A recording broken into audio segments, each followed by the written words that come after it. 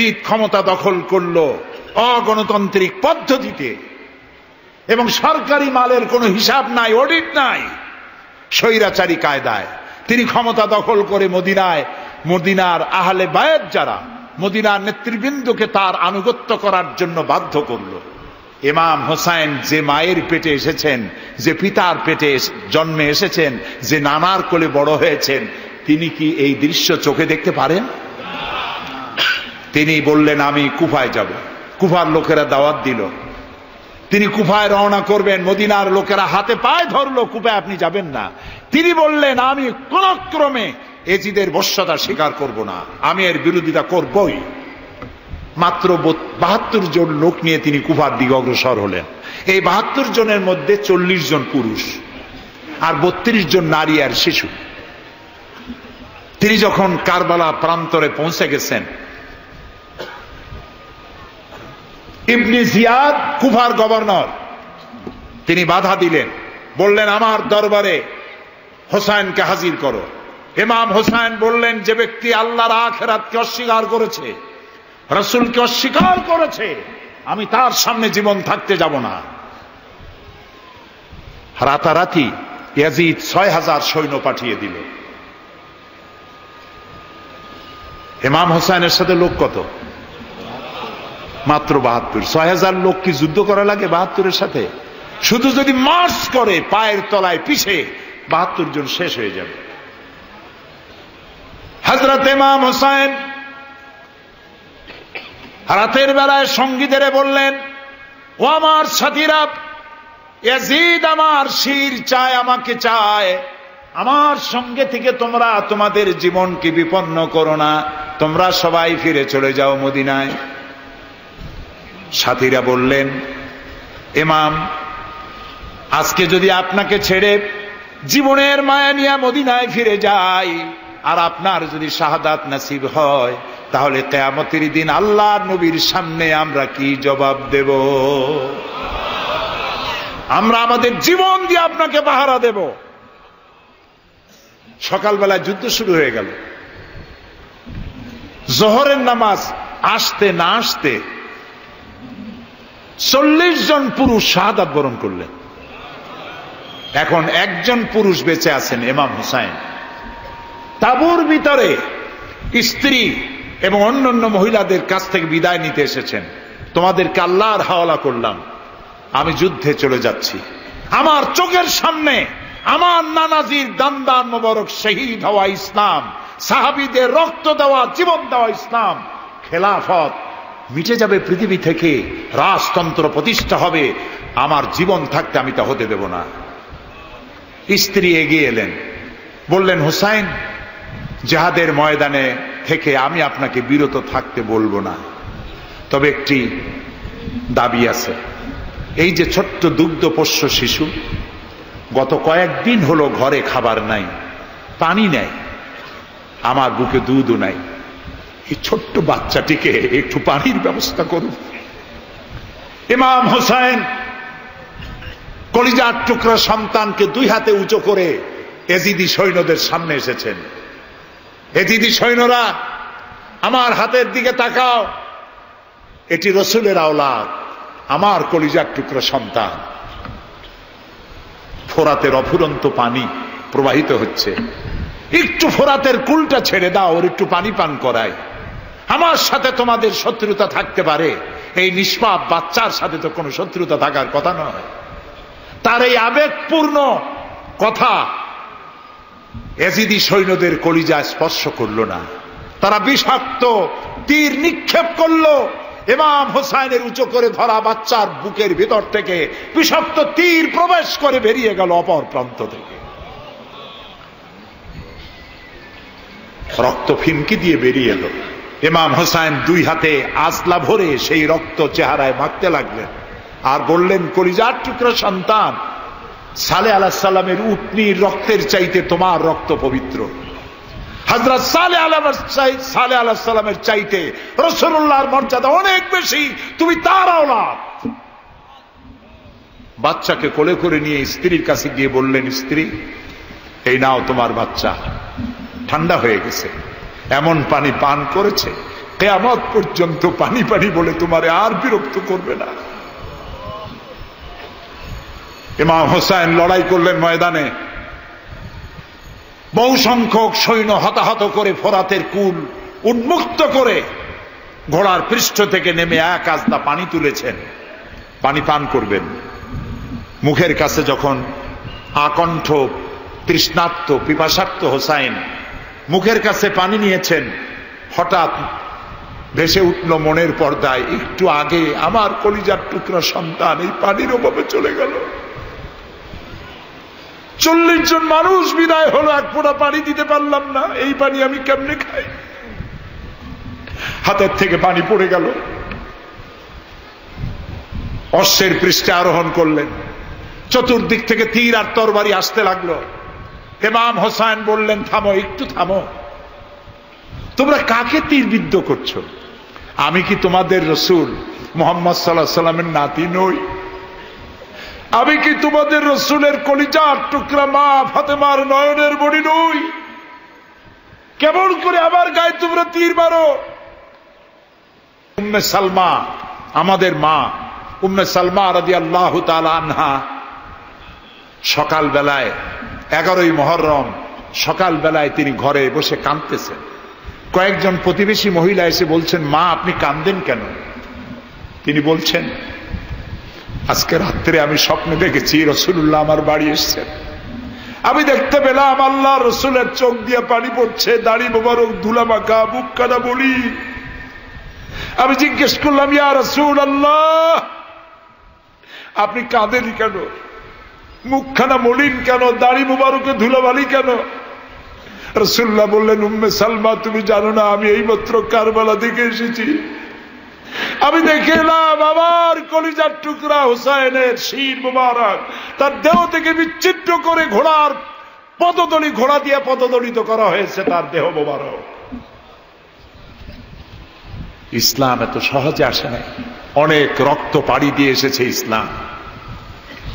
হযরতে হোসাইনের মস্তক মুবারক ইয়াজিদি সৈন্যরা একটা প্লেটে করে নিয়ে কুফার গভর্নর ইবনে জিয়াদের সামনে রেখেছে। ইবনে জিয়াদ চেয়ারে বসা, সিংহাসনে বসা, ইমাম হোসাইনের মস্তক মুবারক তার পায়ের কাছে রেখেছে। কলঙ্কিত ইতিহাস, কি করে আমি শুনাই আপনাদেরকে? ইবনে জিয়াদ চেয়ারে বসে পায়ের কাছে রাখা ইমাম হোসাইনের ঠোঁটের উপরে লাঠি দিয়ে নাড়তেছে। হযরত যায়েদ রাদিয়াল্লাহু তাআলা আনহু 80 বছর বয়স, তিনি বলছেন, ইবনে জিয়াদ এতক্ষণ যা করেছো মুখ বুজে সহ্য করেছি, কিন্তু এখন যেটা তুমি করতেছো পায়ের কাছে কার ব্যথা? তুমি যে ঠোঁটের উপরে লাঠি দিয়া নাড়তেছো, আমি যায়েদ আমি দেখেছি রাসূলুল্লাহ 1000 বার এই মুখের উপরে চুমা খেয়েছেন। তোমার বেয়াদবি বন্ধ করো। প্রিয় ভাই সব, রাজতন্ত্র নয়, পরামর্শ ভিত্তিক সমাজ ব্যবস্থা প্রতিষ্ঠার জন্য আল্লাহ তাআলা ইসলাম দিয়েছেন, দ্বীন দিয়েছেন। সেই জীবন ব্যবস্থা ইসলাম আজকে এই পৃথিবীতে মুসলমানদেরকে সন্ত্রাসী জাত হিসেবে চিহ্নিত করার জন্য, উগ্র জাতি হিসেবে, সহিংস জাতি হিসেবে, অগণতান্ত্রিক জাতি হিসেবে প্রমাণিত করার জন্য পাশ্চাত্য শক্তি তারা নবী করিম সাল্লাল্লাহু আলাইহি ওয়াসাল্লামের ব্যঙ্গচিত্র এঁকে দুনিয়ায় ছড়িয়ে দিয়েছে। আজকে জুমার খুতবায় আমি কসাই মসজিদে বলেছিলাম, রাসূলুল্লাহর মাথার উপরে বোমা আকৃতির পাগড়ি বেঁধেছে, পাশে 2টা অর্ধনগ্ন মেয়ে লোক রেখেছে। নাউজুবিল্লাহ। তোদের মতো অসভ্য আছে পৃথিবীতে? ডেনমার্ক, আমেরিকা, ইউরোপ, তোমরাও কি মানুষের মতো কাজ করেছ? বিশ্ব নবী পৃথিবীতে সব দিয়েছেন, কিছু নেন নাই।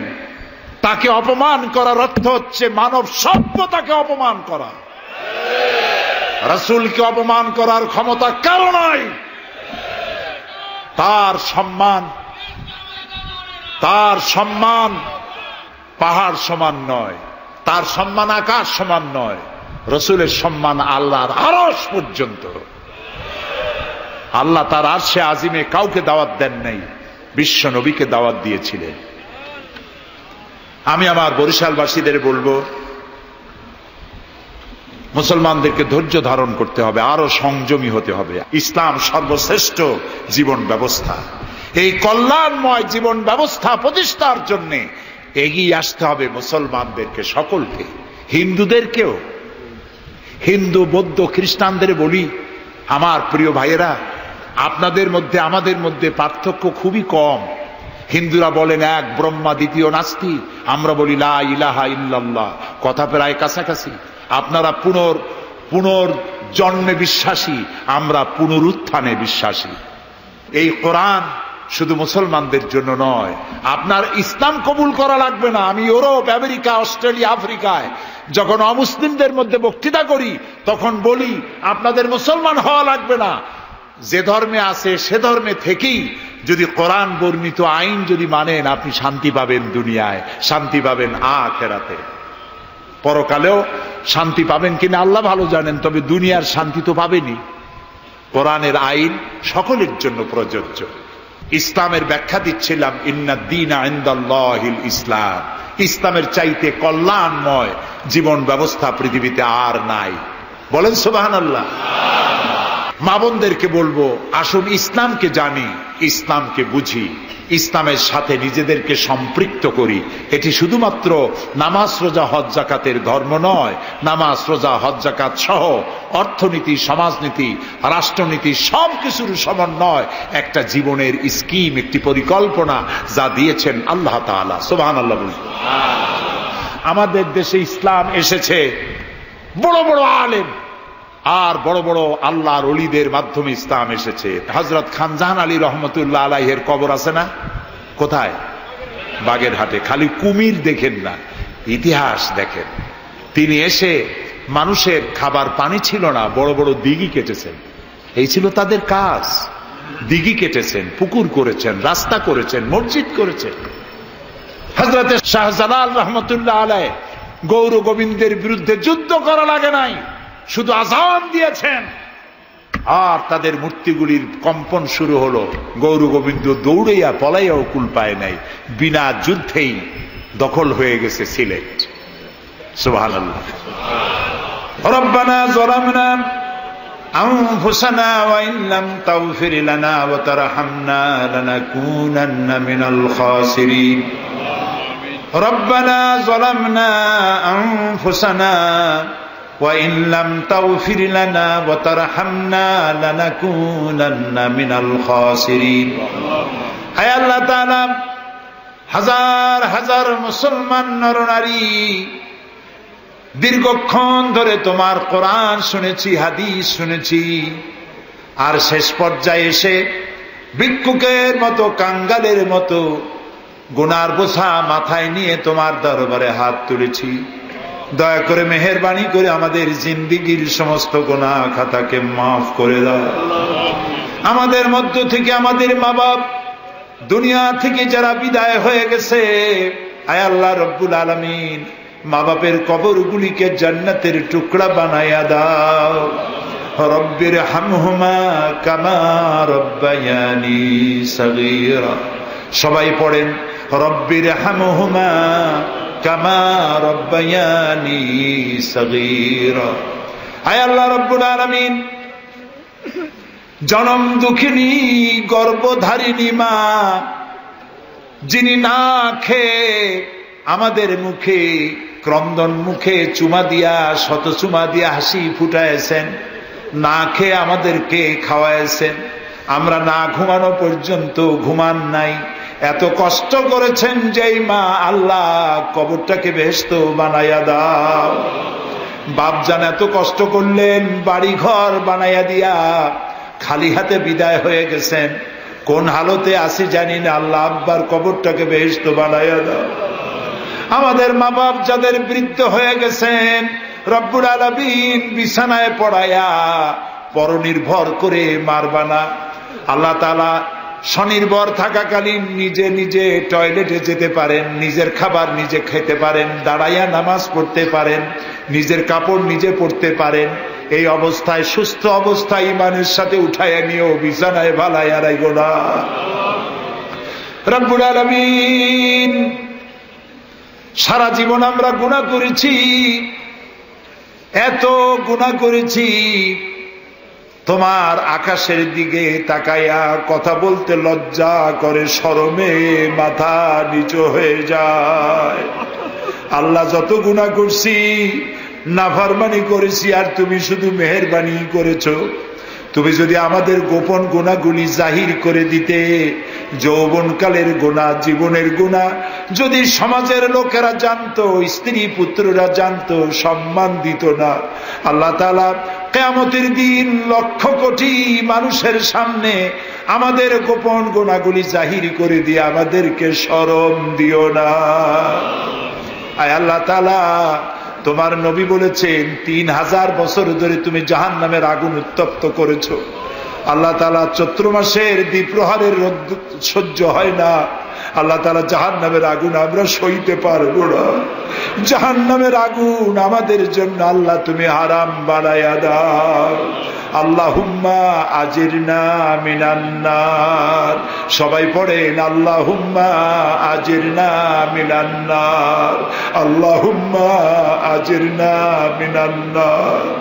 আয় আল্লাহ তাআলা, তামাম পৃথিবীতে মুসলমানেরা আজ বড় বিপদে। মুসলমানদের কেউ দেখার নাই। ইরাকের আল গরিব কয়েদখানার ভিতরে মুসলমানদেরকে উলঙ্গ করে তাদের মুখের উপরে কাফেরেরা পেশাব করেছে। গুয়ান্তানামো কারাগারের ভিতরে মুসলমানদের বান্ধা তাদের সামনে কোরআন শরীফের উপরে পেশাব করেছে।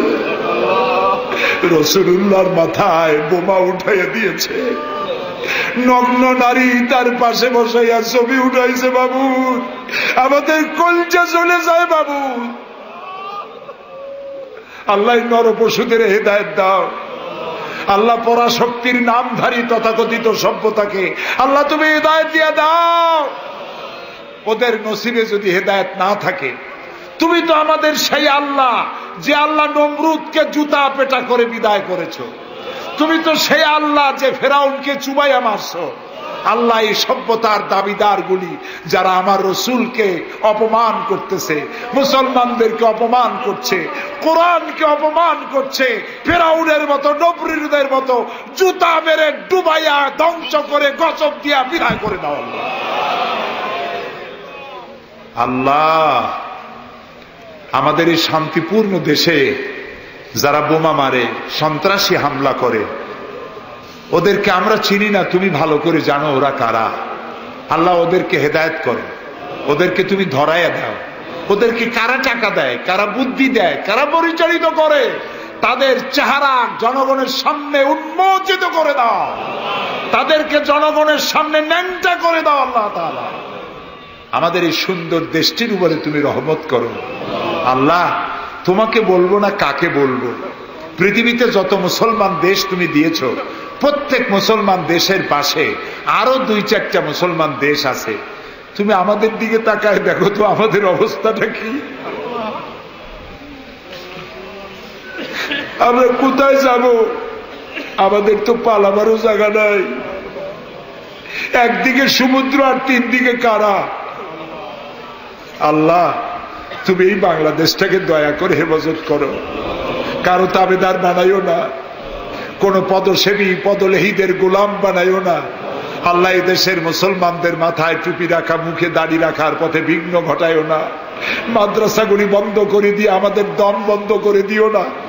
আল্লাহ তাআলা, এমন শক্তি ক্ষমতা এনো না যারা ইসলামকে অপমান করবে, আলেমদেরকে অমর্যাদা করবে, এমন লোকদেরকে কিয়ামত পর্যন্ত ক্ষমতা দিও না। আল্লাহুম্মা লা তারুদ্দানা খায়বিন, আল্লাহুম্মা লা তারুদ্দানা খায়বিন। আল্লাহ তাআলা, একেবারে কিছু না দিয়ে একেবারে খালি হাতে আমাদেরকে ফেরত দিও না বাবা। আমি কয়েক সেকেন্ড আপনাদের জন্য ছেড়ে দিলাম। মাথা নিচু করেন, চক্ষু বন্ধ করেন, কেঁদে কেঁদে মনের কথা আল্লাহরে বলেন। দোয়া কবুল হবে ইনশাআল্লাহ। কোরআনের মাহফিল, দোয়া কবুল হবে ইনশাআল্লাহ।